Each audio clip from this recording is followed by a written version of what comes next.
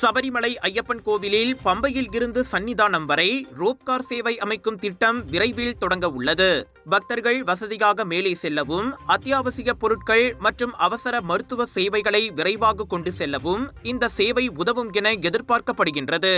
சுமார் 2.7 கிலோமீட்டர் நீளமான இந்த திட்டம் 2026ஆம் ஆண்டிற்குள் முடிக்கப்பட்டு பயன்பாட்டிற்கு கொண்டு வர வேண்டும் என்ற இலக்கு நிர்ணயிக்கப்பட்டுள்ளது.